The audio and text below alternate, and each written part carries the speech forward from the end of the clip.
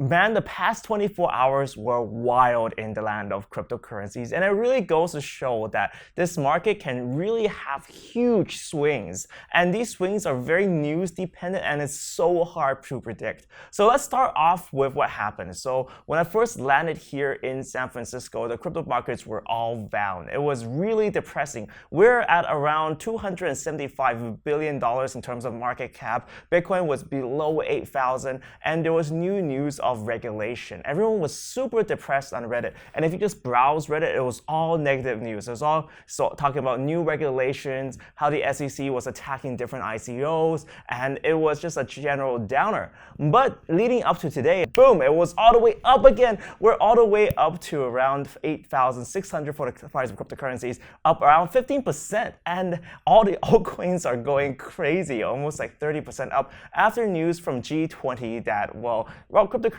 don't pose that much of a risk anymore. So yes, so it's extremely news dependent, and the cryptocurrency whole kind of climate is very emotional at many times.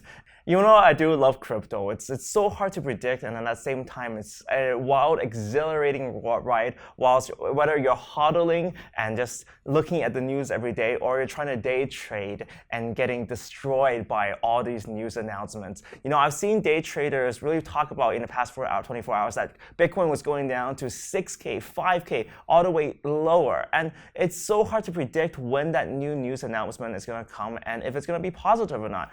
One thing about trading is that it's extremely hard in the cryptocurrency space. When I just landed in San Francisco, when everything was down, well, yeah, all the traders are saying, yeah, we're going down lower, Bitcoin 2K, Bitcoin 3K. They were all throwing out these wild-ass numbers, trying to maybe perhaps cause even more fear on the market. And then, of course, right now with the more positive regulatory news, it seems like the outlook is more positive. So it was the exact opposite of what they predicted around 24 hours ago. So do take everything with a grain of salt. This space is highly speculative and highly unpredictable. And of course, this is not financial advice. And I don't think anyone in this space is ready to give financial advice. There's so much speculation going on.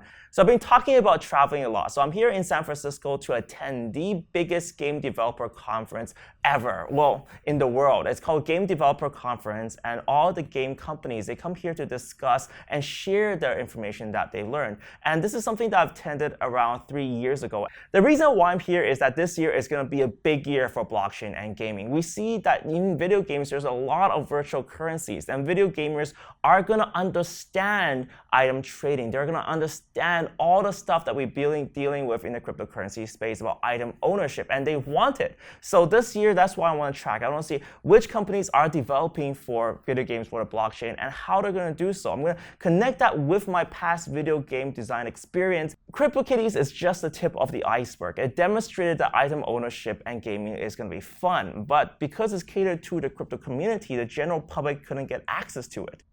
And that is the start of the idea. We've seen a few CryptoKitty clones, and they weren't too successful because, well, the idea's already been done before.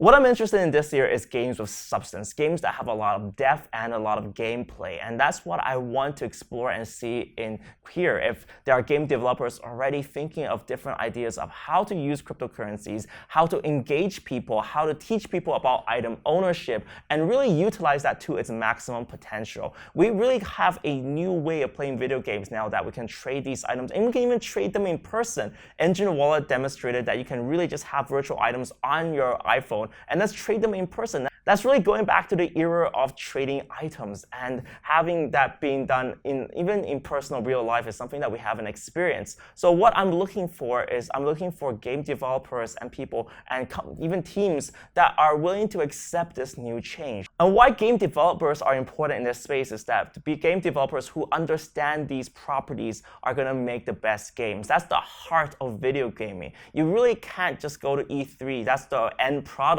But game developer conference, that's where the gaming starts. That's where all the gaming meetups happen and ideas get discussed. My vision is that we're going to have some super cool games that's going to really bring new people into crypto. They're going to maybe start using it. They probably don't even know that it's crypto on the back end. But once they start getting into a game, once they start getting into items, that depth becomes deeper and deeper, and they'll get to know this cryptocurrency world. And I feel like it's going to be a great entry for a lot of new people coming into the space.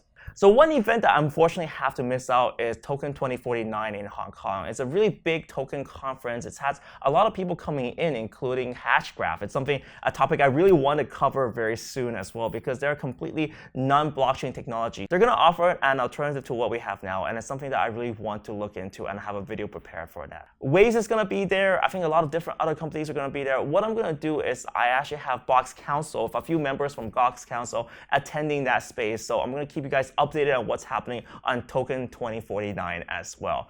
So guys, thank you guys so much for watching. What do you think of all this whole G20 summit thing? What do you think is what's going on? I would love to hear your views on gaming plus blockchain as well, because I feel like this is going to be super huge. Thank you guys so much for watching this video. Remember to click that little subscribe button down below to subscribe to this channel, and check me out on Instagram. We're going to post a lot of updates, who I'm meeting, what I'm talking about on Instagram. So check me out there. Thank you guys so much for watching. See you next time.